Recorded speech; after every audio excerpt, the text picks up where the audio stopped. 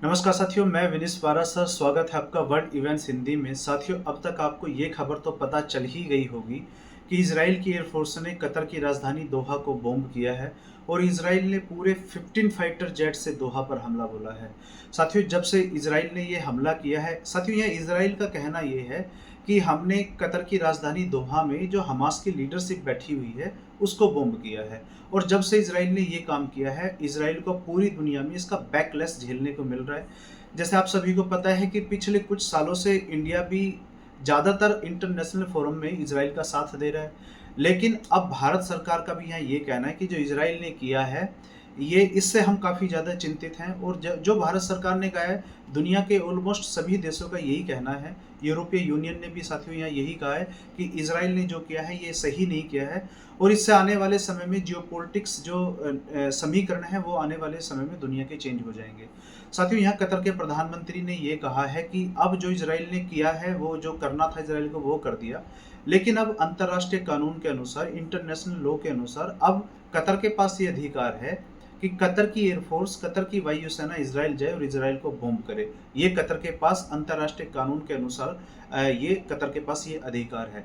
लेकिन Qatar Israel को bomb करेगा या नहीं करेगा, ये तो आने वाला साथियों समय बताएगा। लेकिन यहाँ पर अमेरिका अमेरिका बीच में और कूद पड़ा। अमेरिका ने कहा कि जब इजराइल की एयरफोर्स कतर की राजधानी दोहा में हमास की लीडरशिप को बॉम्ब करने के लिए जा रही थी, तो हमने कतर की सरकार को पहले ही बता दिया था।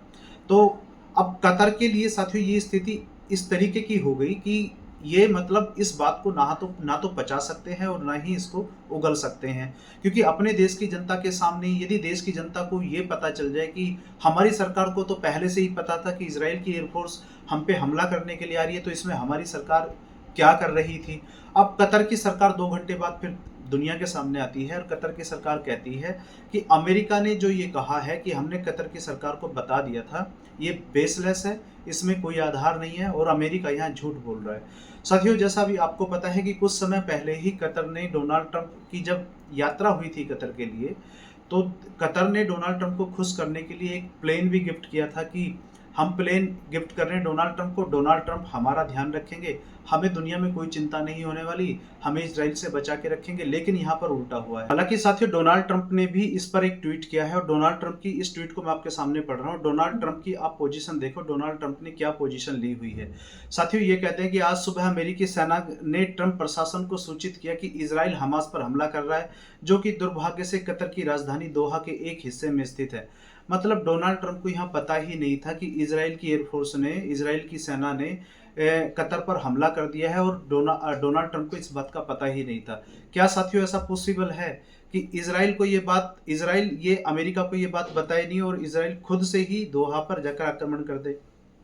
आगे साथियों ये कहते हैं कि ये जो निर्णय है ना, ये इजराइल के प्रधानमंत्री का है, मेरा इसमें कोई लेना देना नहीं है। मतलब डोनाल्ड ट्रंप अपने आप को यहाँ पे बचा के लेके जा रहे हैं, अपने आप को इससे बिल्कुल अलग कर रहे हैं कि जो भी किया है ये इजराइल के प्रधानमंत्री ने किया है दोहा में, मेरा अमेरिका का इससे कोई लेना देना नहीं है। आगे साथियों ये कहते हैं कि कतर जो एक संप्रभु राष्ट्र है और अमेरिका का घनिष्ठ सहयोगी है और शांति स्थापित करने के लिए हमारे साथ कड़ी मेहनत और बहादुरी से जोखिम उठा रहा है, पर एक तरफा बमबारी का करना इजराइल या अमेरिका के लक्ष्य को पूरा करना नहीं है। मतलब कहते हैं कि कतर एक संप्रभु राष्ट्र है और जो इजराइल ने कतर की जो बॉम्बिंग की है, इससे ना तो इजराइल के लक्ष्य हासिल होंगे ना ही अमेरिका अमेरिका के। आगे साथियों कहते हैं, हालांकि गाजा में रहने वालों की दुर्दशा का लाभ उठाने वाले हमास का सफाया एक सार्थक लक्ष्य है।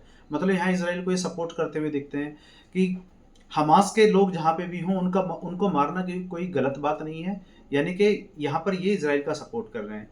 साथियों ये आगे कहते हैं, मैंने तुरंत विशेष दूत स्टीव विटकोफ को कतर वालों को ये सूचना देने का निर्देश दिया, लेकिन दुर्भाग्य से उन्होंने हमले को रोकने के लिए बहुत देर कर दी। मतलब ये कह रहे हैं कि हमने तो कतर वालों को पहले ही बता दिया था कि इजराइल की एयरफोर्स आ रही है आपको हमला करने के लिए, लेकिन यहाँ पर कतर इन हमलों को रोकने में नाकामयाब रहा। साथियों, जबकि कतर के प्रधानमंत्री ने साफ साफ ये कह दिया है कि हमें तो अमेरिका ने बताया ही नहीं, हमें अमेरिका का जो स्टेटमेंट आया, हमें अमेरिका ने कुछ नहीं बताया। अमेरिका जो ये बात कर रहा है ये बेसलेस है और ये अमेरिका यहाँ पर झूठ बोल रहा है। फिर साथियों ये आगे कहते हैं, आगे कहते हैं, मैं चाहता हूं कि सभी बंधक और मृतकों के शवों को रिहा किया जाए। ये हमास के लिए कहते हैं कि जो अभी हमास के पास में इजराइल के बंधक हैं उनको रिहा किया जाए। वे कहते हैं आगे, और यह युद्ध है ये समाप्त होना चाहिए। मैंने हमले के बाद प्रधानमंत्री नेतन्याहू से बात की। प्रधानमंत्री ने मुझे आश्वासित किया है कि हम शांति के लिए ही प्रयास कर रहे हैं। मेरा मानना है कि ये दुर्भाग्यपूर्ण घटना है, शांति के लिए एक अवसर साबित हो सकती है। मैंने कतर के अमीर और प्रधानमंत्री से बात की और हमारे देश के प्रति उनके समर्थन और मित्रता के लिए उनका धन्यवाद किया। मैंने उन्हें आश्वासन दिया है कि अब उनकी धरती पर ऐसी घटना दोबारा नहीं होगी। मतलब अब यहाँ पर डोनाल्ड ट्रंप ये कह रहे हैं कि भाई अब तक इजराइल ने जो किया किया, लेकिन अब तुम्हारी धरती पर कोई घटना ऐसी नहीं होगी। जबकि साथियों, कतर में जो अमेरिका की सेना का बेस भी है, यानी कि जो मिडिल ईस्ट के जितने भी ये देश हैं, यहाँ पर सभी में, कतर में, आपका सऊदी अरब में अमेरिकन सेना के बेस हैं। और ये बेस इसीलिए हैं कि इन देशों को ये लगता है कि कहीं ना कहीं ये देश हमें ईरान से बचा कर रखेगा और हमारी सुरक्षा की गारंटी देगा, हमें इजराइल और ईरान दोनों से बचा के रखेगा अमेरिका। लेकिन साथियों, यहाँ पर उल्टा हुआ। कतर वालों ने तो डोनाल्ड ट्रंप को अभी जो कतर में विजिट हुई थी उसमें इन्हें एक प्लेन भी गिफ्ट किया ताकि ये इजराइल से और ईरान से इन्हें बचा के रखे। लेकिन यहाँ पर बिल्कुल उल्टा हुआ है। आगे साथियों ये कहते हैं, मैंने विदेश मंत्री मार्को रूबियो को कतर के साथ रक्षा सहयोग समझौतों को अंतिम रूप देने का निर्देश दिया है। इस मामले पर ध्यान देने के लिए धन्यवाद। मतलब यहाँ पे भी ये बिजनेस डील की बात कर गए कि हमारी कतर के साथ जो डिफेंस डील होने वाली है, मैंने कहा रूबियो से कि आप जल्दी से जल्दी इस डिफेंस डील को करिए। तो मतलब साथियों, लेकिन यहाँ पर एक बात तो तय है कि जो इजराइल ने कतर की ये बॉम्बिंग की है, इससे आने वाले समय में इस रीजन के जो जियोपॉलिटिक्स इक्वेशन है, समीकरण है, वो तो चेंज होंगे। क्योंकि अब ये मिडिल ईस्ट के देश कहीं ना कहीं चीन और रूस की तरफ मित्रता का हाथ जरूर बढ़ाएंगे। क्योंकि जिस अमेरिका को इन्होंने पनाह दे रखी थी इसलिए कि अमेरिका इन्हें बचा के रखेगा, इनकी रक्षा करेगा, वो तो अमेरिका इसमें सफल नहीं रहा है। तो आने वाले समय में साथियों ये हो सकता है कि अमेरिका ने जो ये किया है इजराइल के साथ मिलकर, यहाँ मतलब इजराइल की पीठ पर हाथ रखकर जो अमेरिका ने किया है। क्योंकि यदि आप डोनाल्ड ट्रंप को देखो तो डोनाल्ड ट्रंप के जो विचार हैं कतर के लिए बहुत ज्यादा अच्छे नहीं है। यदि आप पिछली टर्म में जाओ, जो डोनाल्ड ट्रंप इससे पहले इनके कार्यकाल में जाते हैं, तो कतर को खूब भला बुरा कहते थे। तो ऐसे में साथियों आने वाले समय में जो इस रीजन की इक्वेशन है ये तो चेंज होंगी ही होंगी। अब हालांकि इस मामले पे आने वाले समय में और क्या अपडेट होता है उस पर देखना होगा, और जो भी होगा मैं उस पर आपके लिए वीडियो लेके आऊँगा। फिलहाल साथियों इस वीडियो में इतना ही। यदि आप चैनल पर पहली बार आए हैं तो वीडियो को लाइक कीजिए, चैनल को सब्सक्राइब कीजिए। मिलते हैं अगली वीडियो में। बहुत बहुत धन्यवाद।